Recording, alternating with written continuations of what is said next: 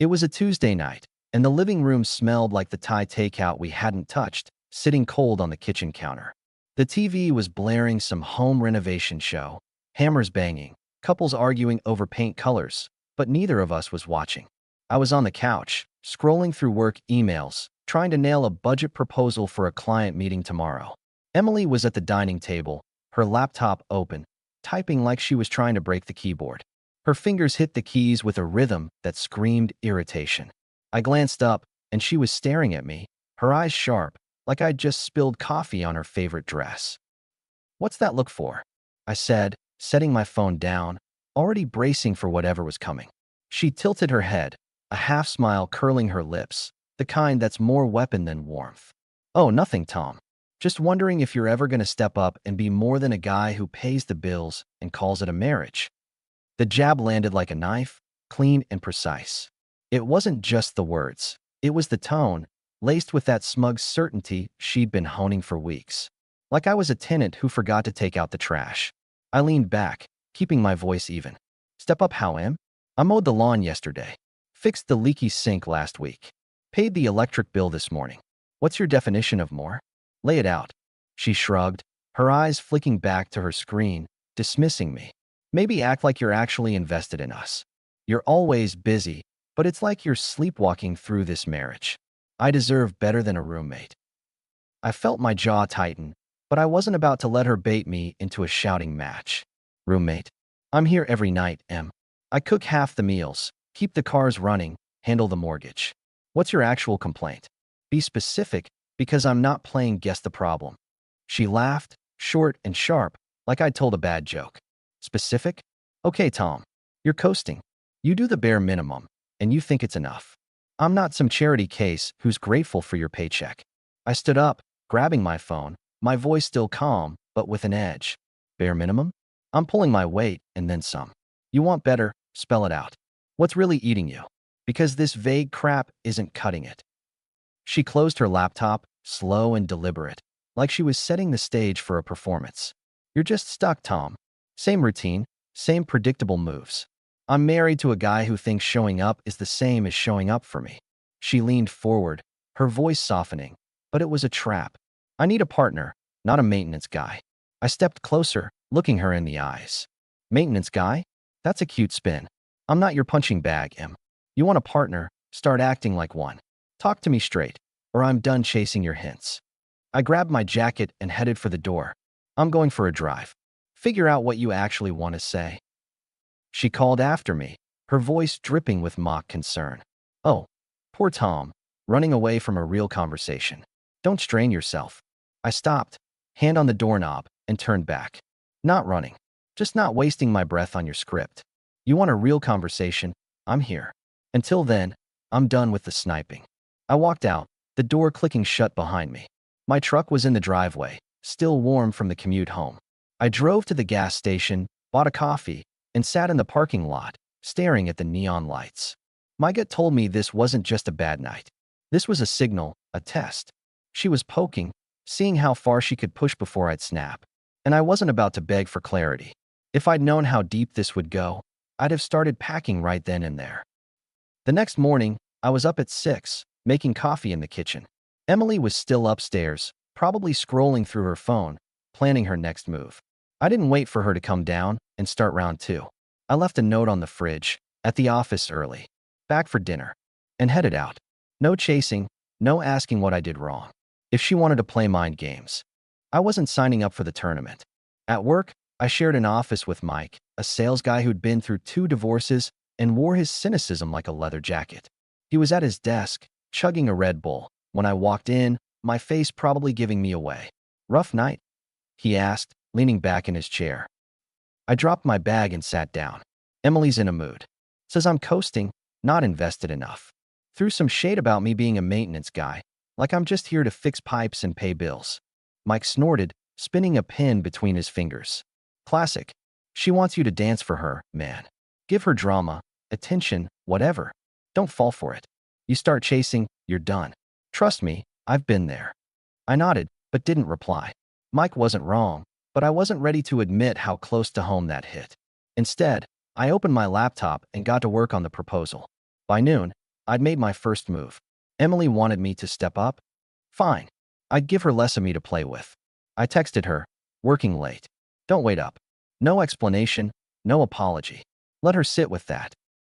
When I got home around 9, the house was dark. Emily was on the couch, her phone glowing in her hand. Some reality show paused on the TV. She didn't look up. Nice of you to grace us with your presence, she said, her voice flat, but with that familiar edge. Had work? I said, hanging my jacket on the rack. You need something? I'm here. Otherwise, I'm grabbing a shower. She set her phone down, her eyes narrowing. You're really gonna act like last night didn't happen? I turned, leaning against the wall. I'm not acting like anything. You threw a fit. I called it out. You want to talk? Talk. But I'm not digging through your hints to figure out what's wrong. She stood up, crossing her arms. You're impossible, Tom. I try to tell you how I feel, and you just shut down. It's like I'm married to a brick wall. Brick wall, I said, stepping closer. I asked you to be straight with me. You gave me coasting and a lecture about my paycheck. That's not a conversation, Em. That's a performance. I'm not your audience. I grabbed a water from the fridge and headed upstairs. Initiative 1. I wasn't chasing her mood swings anymore. Let her stew. A week later, we were at a barbecue at our neighbor's place, the Harrisons. Jim and Karen were solid folks, mid-40s, no kids, the kind who'd invite you over for burgers and never pry too deep. Their backyard was buzzing. Kids chasing each other with water guns, classic rock playing from a Bluetooth speaker, the smell of grilled meat and charcoal thick in the air. Emily was in her element, laughing with Karen and a couple other wives near the picnic table, her wine glass never empty. I was by the cooler, talking to Jim about his new F-150, when Emily's voice cut through the noise like a knife. Tom, honey, are you going to stand there all day or actually join the grown-ups? She was smiling, but it was the kind of smile that didn't reach her eyes, the kind that said she was about to make a point. The group turned to look at me, and I felt the spotlight, hot and unwelcome. I grabbed a beer from the cooler, twisting the cap off, and walked over, keeping my tone light but firm. I'm here, Em. What's the plan? You need me to do a dance or tell a story to keep you entertained? The group chuckled, but Emily's smile tightened, her eyes glinting. No, just maybe act like you're part of this. You're always off in your corner, Tom. It's like I have to beg you to care about anyone but yourself. Karen raised an eyebrow, glancing between us. Jim pretended to check the grill, flipping a burger that didn't need flipping. The other wives shifted, sipping their drinks, waiting for the show. I could have let it slide, played the good husband, laughed it off. But I was done with her public jabs. Beg me to care? I said, taking a sip of my beer, my voice calm but sharp. Funny, I didn't realize talking to Jim about his truck was me ignoring you. If I'm in my corner, Em, it's because you keep pushing me there. I'm right here. What do you want? Her smile faltered, but she recovered fast, leaning back in her chair. Oh, nothing. Just thought you might want to, show up for once. Be a husband instead of a guest. The table went quiet. Karen looked at her plate. Jim coughed into his fist. I set my beer down, leaning forward just enough to meet her eyes. Show up? Got it. I'll show up when you stop staging these little performances in front of the neighbors. If you've got a problem, say it at home. Not here. I turned to Karen, my tone shifting. Great spread, by the way. You guys always kill it with these.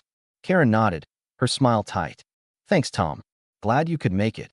Emily didn't say anything else, but I could feel her staring as I walked back to Jim, who gave me a quick nod, like he got it.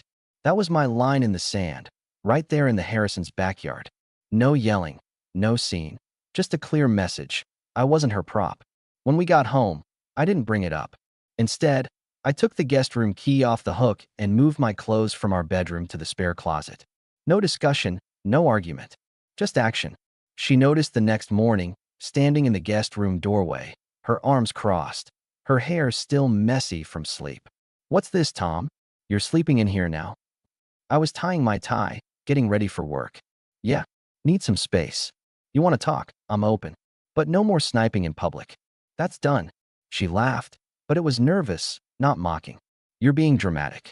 It was one comment. Nope, I said, grabbing my briefcase. It's a pattern. I'm not your punching bag, Em. You want to fix this? Talk like an adult. I'll be at work. I walked out, leaving her standing there, her mouth half open. Initiative 2. Public boundary, set and held. That afternoon, I checked our joint account during a break. Emily had been spending more than usual. New dresses, a spa day, some fancy coffee machine we didn't need. Nothing bank-breaking, but enough to make me pause. She hadn't worked in years, by mutual agreement.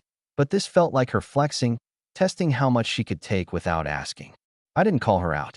Instead, I opened a separate account and moved half my paycheck there. No announcement, no fight. Just a new rule, my money, my terms. That night, she was in the kitchen when I got home, chopping carrots with a vengeance, like she was imagining my head on the cutting board.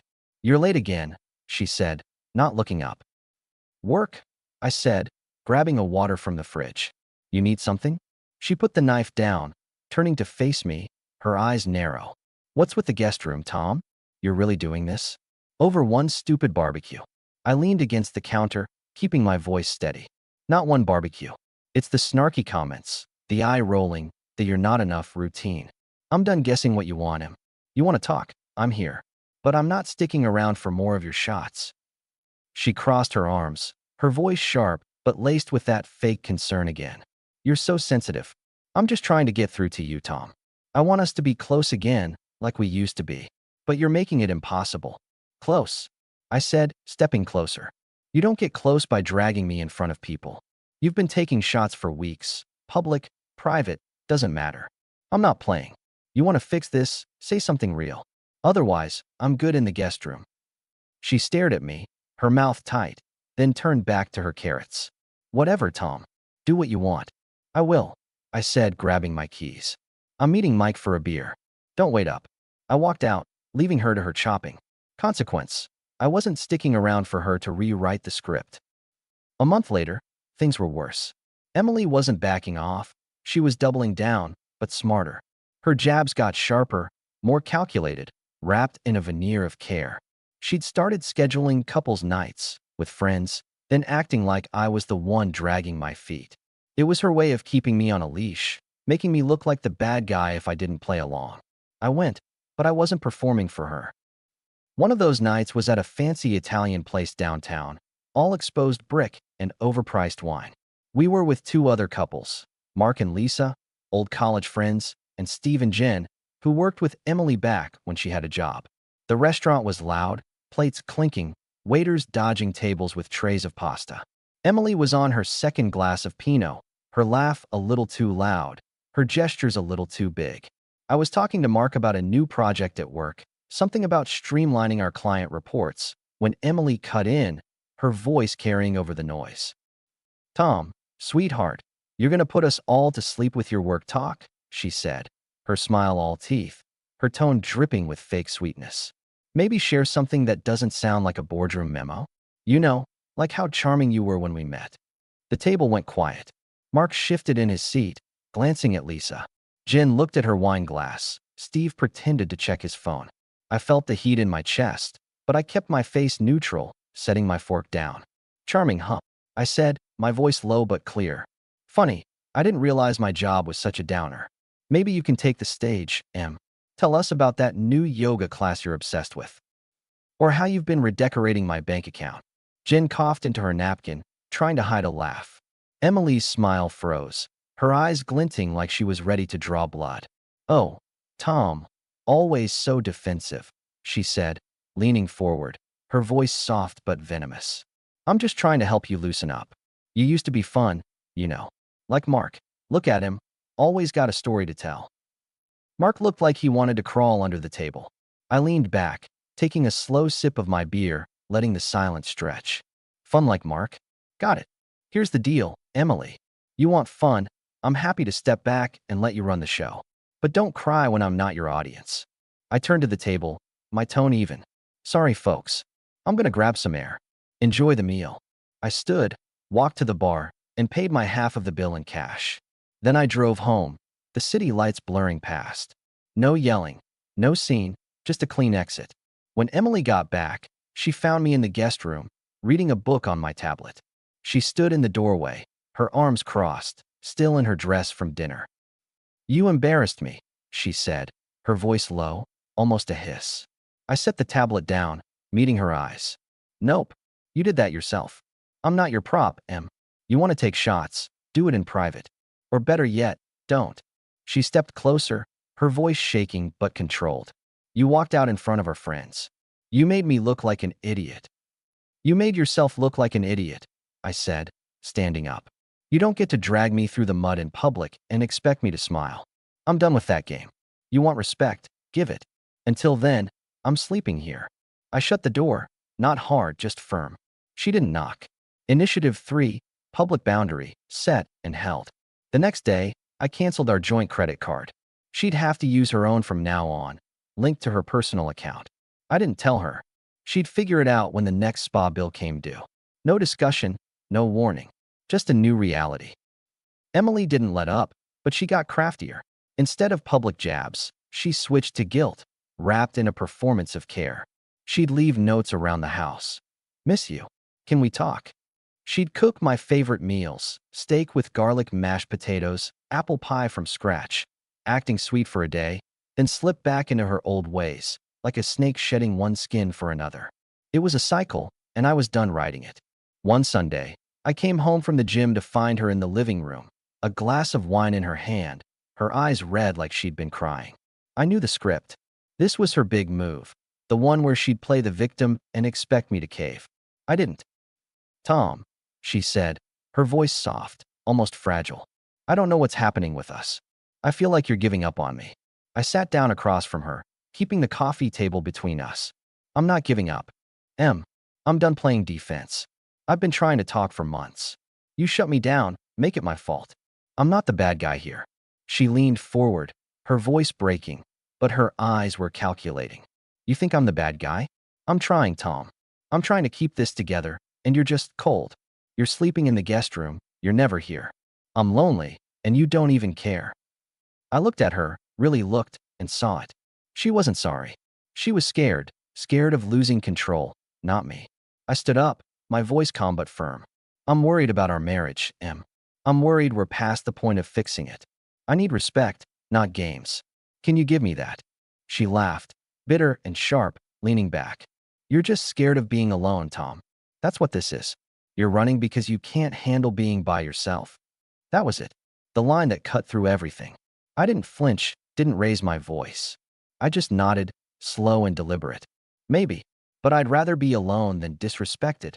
I walked upstairs, pulled a duffel bag from the closet, and started packing. Shirts, jeans, shoes, essentials only. I left the bag by the front door, right where she'd see it. No yelling, no fight, just a choice. She wasn't done, though. The next evening, she pulled a new card. She'd invited Lisa over for dinner, just the three of us, without telling me. I walked in from work to find them in the dining room, candles lit, plates of lasagna on the table. Lisa looked uncomfortable, like she'd been roped into something. Emily was all smiles, her voice syrupy sweet. Tom, you're home, she said, standing up, like she was auditioning for Wife of the Year.